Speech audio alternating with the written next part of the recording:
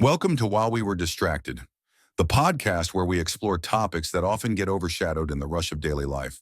Imagine burning through $6 billion in 90 days, only to realize that the digital universe you just built is, well, an absolute ghost town. Yeah, it's really staggering. Right. Today, we are unpacking how the company that literally changed its entire corporate identity to Meta is quietly and honestly methodically boarding up the windows to its own metaverse. And you are here with us because, you don't just want to read the headlines. Exactly. Our resident learner, you want to understand the actual mechanics of a monumental tech failure. So, welcome to the deep dive. It really is a stunning reversal to witness in real time. I mean, it's unprecedented. It is. So to ground you in the facts we're working with today, we are looking at some freshly published reporting from Engadget and CNBC. Great sources. Yeah. And as of this week, so March of 2026, Meta has officially announced that the virtual reality version of Horizon Worlds is going to be completely dead by June. Wow. Their flagship immersive social platform. Just dead. Dead. They are forcing a massive pivot away from the VR headsets they've spent years promoting and migrating whatever is left to a mobile-only experience. Okay, let's unpack this.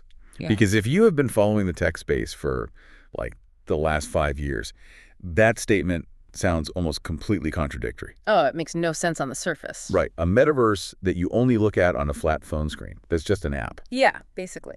Before we get into the psychology of why this is happening, I really want to understand the actual mechanics of this shutdown. Sure. Because this doesn't look like a slow organic fade out where they just, quietly stop updating the servers. This is a highly scheduled demolition. That is exactly the right word for it, demolition. The timeline laid out in our sources is just ruthless. How fast are we talking? So by the end of this month, March 31st, 2026, Horizon Worlds and its associated events platform will be entirely wiped from the Quest store.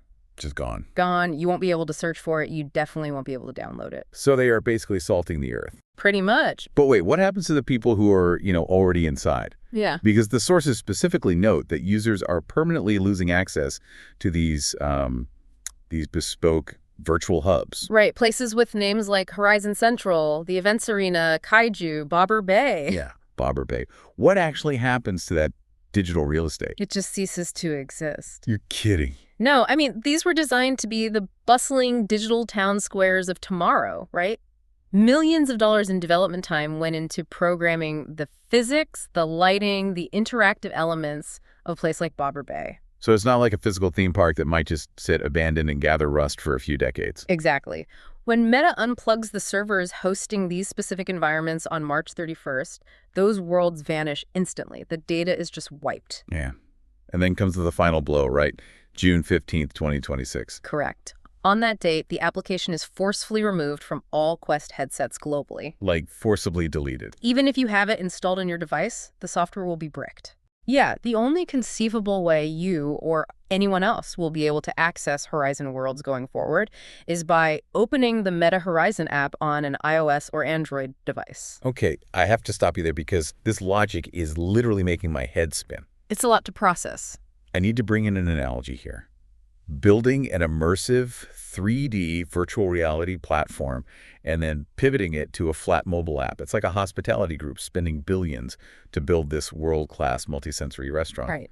But when nobody shows up to eat, instead of, fixing the menu, they weld the front door shut and tell investors, hey, we are pivoting to selling air fresheners that smell like our food. That is actually perfect. Right. You are entirely removing the sensory immersion that justified the project's existence in the first place. That analogy cuts right to the core of the technological retreat that's happening here. They are fundamentally removing the immersion. Yeah. And it is not just the broad social spaces they're killing either.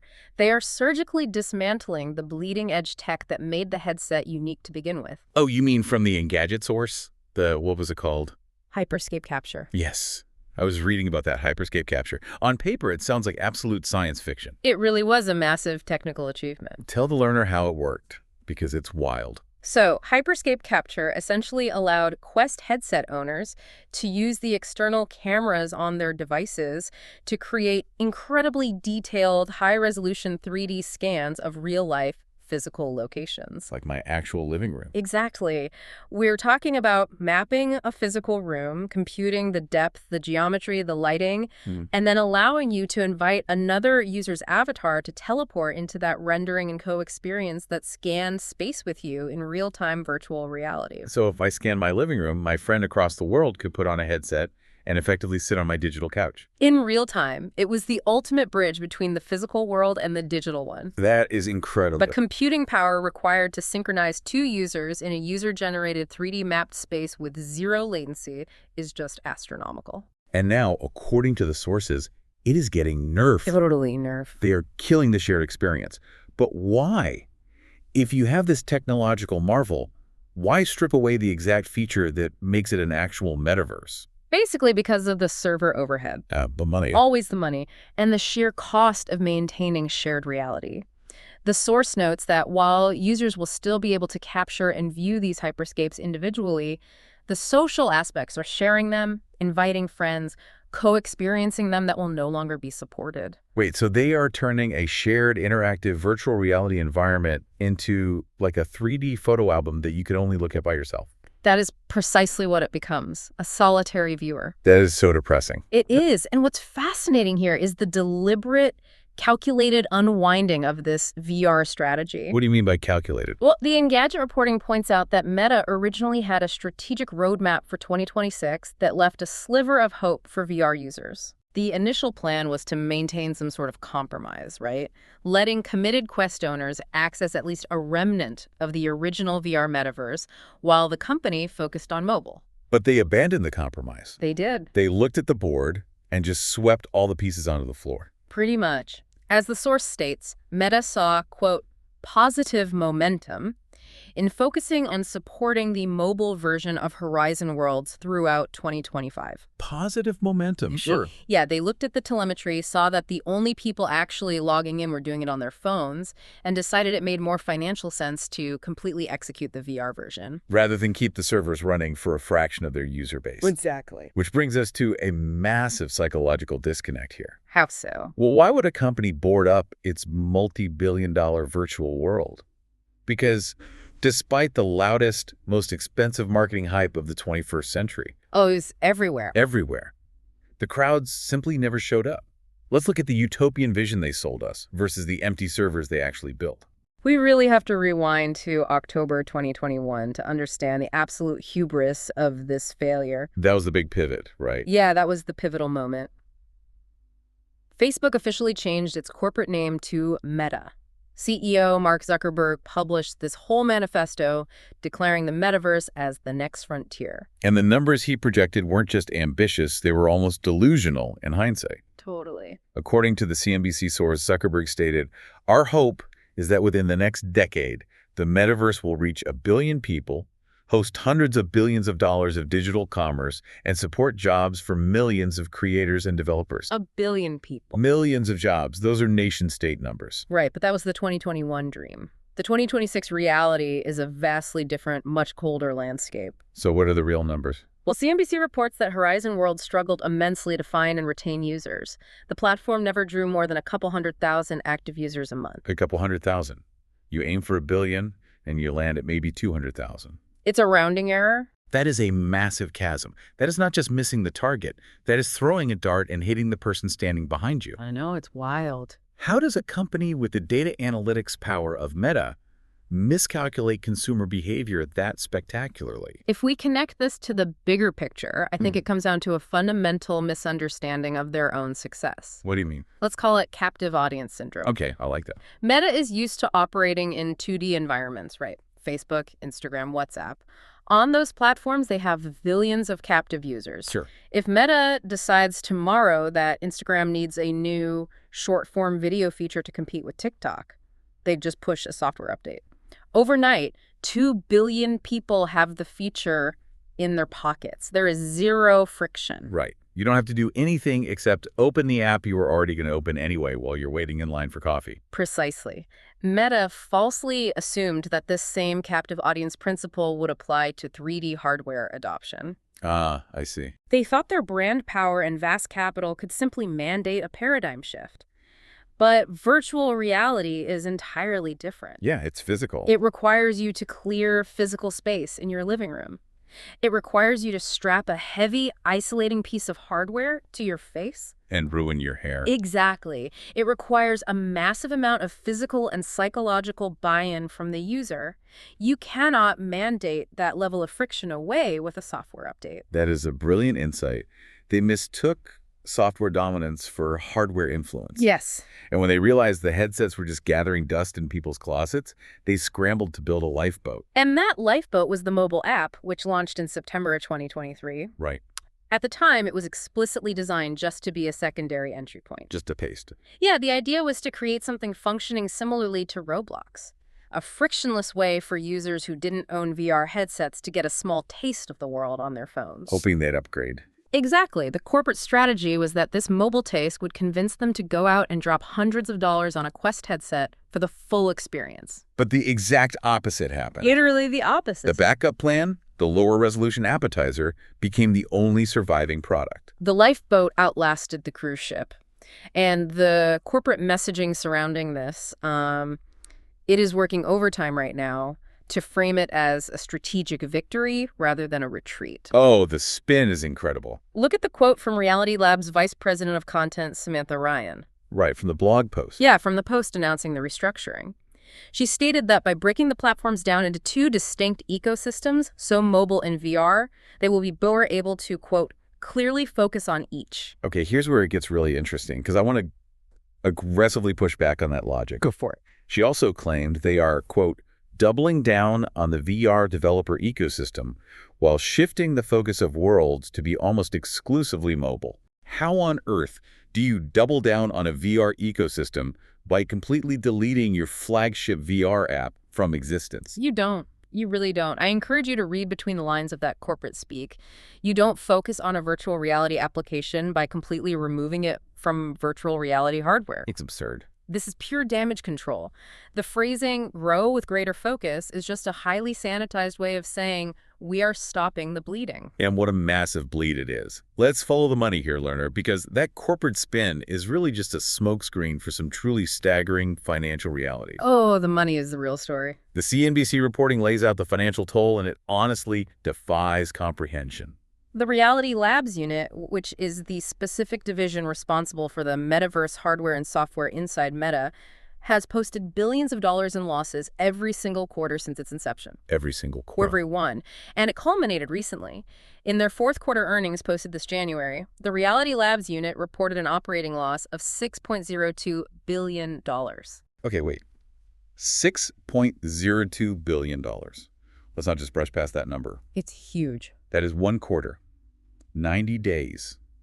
That is roughly $66 million a day. Wow, when you break it down like that. Every single day for 3 months, they set $66 million on fire to keep the lights on in digital rooms that nobody was visiting. It's hard to even picture that kind of money. For context, you could build massive, real-world physical infrastructure, like bridges, hospitals, transit systems, for a fraction of what Meta spent rendering Bobber Bay. It is a scale of capital destruction that only a select few mega corporations on Earth could survive without declaring immediate bankruptcy. Honestly. But even for Meta, the balance sheet eventually forces a reckoning.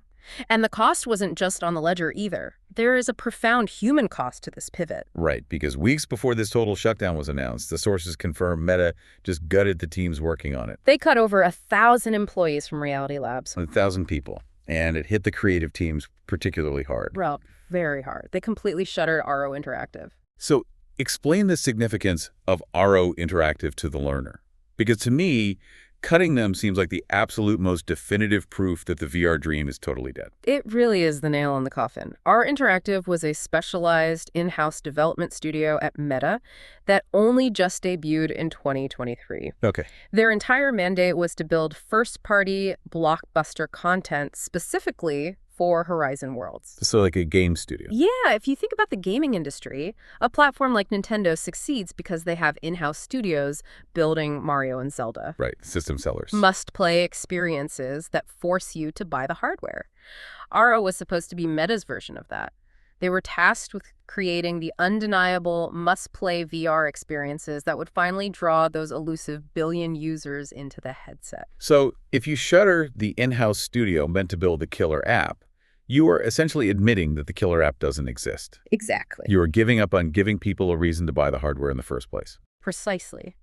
You have a massive financial hemorrhage, a huge reduction in your creative workforce, and servers that are just sitting empty. Yeah. When a tech giant is backed into a corner like this, they have to find an exit ramp. And according to the sources, Meta has found theirs. The shiny new toy. Yep.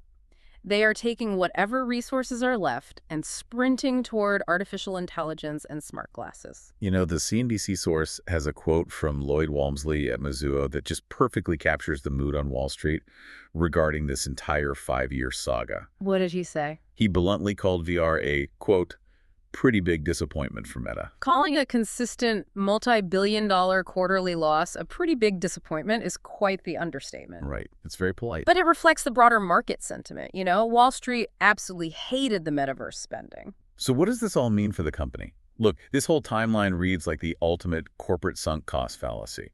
They were bleeding billions of dollars trying to force VR to happen because their CEO's pride and their literal corporate name were entirely wrapped up in its success. They couldn't back down. Admitting defeat was unthinkable. But the moment the generative AI boom happened, the market handed Meta this golden parachute. It really was perfect timing for them. The AI craze gave them the perfect, socially acceptable excuse to quietly abandon the VR money pit while pointing enthusiastically at a shiny new distraction. Like, hey, don't look at the empty virtual theme park, look at our new AI assistant. And AI is a much safer bet for them because AI is fundamentally software. Back to software. Right. It integrates directly into the 2D interfaces, Facebook, Instagram, WhatsApp, where they already have that captive audience. You don't have to clear your living room for ChatGPT. Exactly. They don't have to convince you to put a computer on your face to use an AI chatbot. It is a massive retreat back to their core competency. Yeah. This entire saga proves a fundamental law of technology, which is that you cannot mandate mass adoption from the boardroom. It doesn't matter if your company's worth $1 trillion.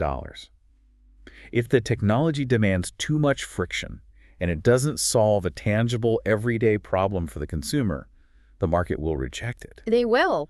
The public looked at the headsets, looked at those weird, legless digital avatars, looked at the hassle of navigating virtual menus, and collectively said, no thank you, I'd rather just scroll on my phone. And no amount of capital could change that fundamental no. Nope. It leaves us with a fascinating corporate paradox, honestly. We now have a company called Meta, whose entire corporate identity is permanently tied to a product strategy they have completely abandoned. Which brings us to the core takeaway for you, our listener, as you navigate this constantly shifting landscape. Tech companies are incredibly adept at selling us the inevitability of the next frontier. Oh, they're the best at it. But in this industry, the next frontier can become a dead end the moment the telemetry data comes back. Staying well-informed means looking past the flashy keynote presentations. It means ignoring the CEO's 10-year manifestos. It means watching where the actual user numbers and the actual development dollars are flowing. That's the only truth. The narrative in 2021 was, we are the Metaverse company. The unyielding data in 2026 said, we are losing $6 billion a quarter on empty digital real estate. And the data always wins. It does. But, you know, while Meta can easily pivot its billions toward AI and absorb the loss, this raises an important question that we really should leave you to ponder. What's that? Well, we've talked about the corporate strategy, the staggering financial write-offs, and the executive spin, but what about the consumer? Yeah. If the company that literally changed its name to champion the VR metaverse has completely abandoned its flagship virtual world, what does that mean for the thousands of early adopters? The people who actually bought in. Right. What is the obligation of a tech giant to the users who bought Quest headsets believing they were buying a ticket to the future? Have they just been left holding an expensive, obsolete piece of plastic while the executives move on to the next trend? That is the haunting reality of the bleeding edge. The theme park gates are welded shut, the power to the rides has been cut, and the people who bought the VIP season passes are just standing in the empty parking lot holding a piece of hardware that no longer has a world to connect to. It's a tough spot to be in. It's a stark reminder to always look critically at the tech narratives unfolding around you. Keep questioning the consensus, learner. Keep looking at the data, and we will catch you on the next one. Don't forget to like and subscribe for the next episode on While We Were Distracted.